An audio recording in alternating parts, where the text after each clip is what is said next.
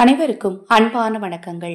24/1/2025 தை மாதத்தின் வெள்ளிக்கிழமையில் ஒரு எளிமையான சூட்சம பரிகாரம். இரவு 12 மணிக்குள்ள உங்களுக்கு எப்ப நேரம் கிடைத்தாலும் எந்த இடத்துல இருக்கீங்களோ அந்த இடத்துல இருந்தே இந்த பரிகாரத்தை செய்யலாம். இந்த பரிகாரத்தை எப்படி செய்யணும் அப்படிங்கிறத பற்றி இந்த பதிவில் தெளிவாக தெரிஞ்சுக்கலாம். அதை தெரிந்து கொள்வதற்கு முன்பு ஒரு சிறிய அறிவிப்பு.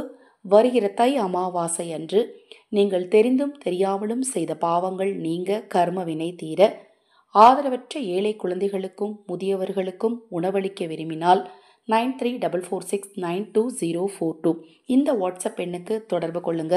நம்ம சேனல் சார்பாக அன்று 1001 ஆதரவற்றவர்களுக்கு உணவளிக்க திட்டமிட்டு இருக்கிறோம். அதில் உங்கள் பங்களிப்பை தாராளமாக செலுத்தலாம். வாட்ஸ்அப்புக்கு தொடர்பு கொள்ளுங்க, தெளிவான விளக்கம் கொடுக்கிறேன். தை மாத வெள்ளிக்கிழமை. பொதுவாகவே வெள்ளிக்கிழமை என்பது மங்களகரமான நாள்.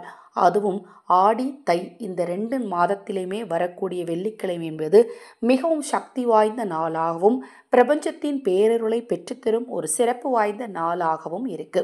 இந்த நாளில் நாம் செய்யக்கூடிய ஒவ்வொரு வழிபாடுமே அதற்கான உடனடி பலனை நிச்சயமாக கொடுக்கும்.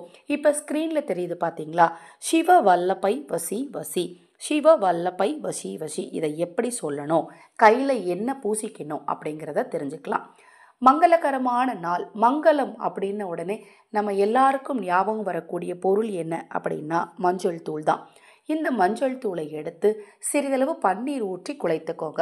பன்னீர் எங்கள் வீட்டில் இல்லைங்க, தண்ணீர் ஊற்றிக்கலாமா அப்படின்னா தாராளமாக ஊற்றிக்கலாம், தவறு கிடையாது. அதிலும் மஞ்சள் பார்த்தீங்கன்னா கஸ்தூரி மஞ்சளாக இருந்தால் ரொம்ப சிறப்பு. கஸ்தூரி மஞ்சள் இல்லாத பட்சத்தில் நீங்கள் சாதா மஞ்சளையே உபயோகப்படுத்திக்கோங்க, தவறு கிடையாது. நம்ம உரசுவோம் இல்லையா, அந்த மஞ்சள் இருந்தாலும் இன்னும் சிறப்பு.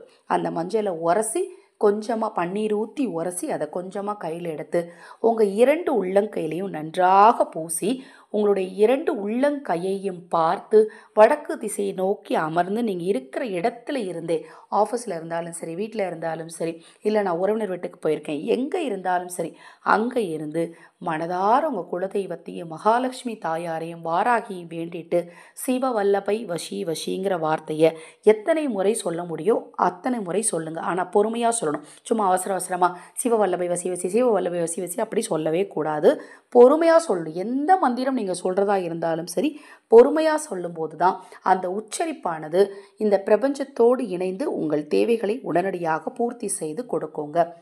மிக மிக எளிமையான ஒரு பரிகாரம். இந்த தை வெள்ளிக்கிழமை நாளில் பண விஷயத்தை ஏற்படுத்தக்கூடிய இந்த அற்புதமான பரிகாரத்தை நீங்களும் செய்யுங்க, மற்றவர்களுக்கும் சொல்லுங்க. ஆன்மீக செய்தியை பரப்பும் போது நாம் வழிபட்டால் என்ன பலன் கிடைக்குமோ அதை விட பல 100 மடங்கு பலன் நிச்சயமாக கிடைக்கும்.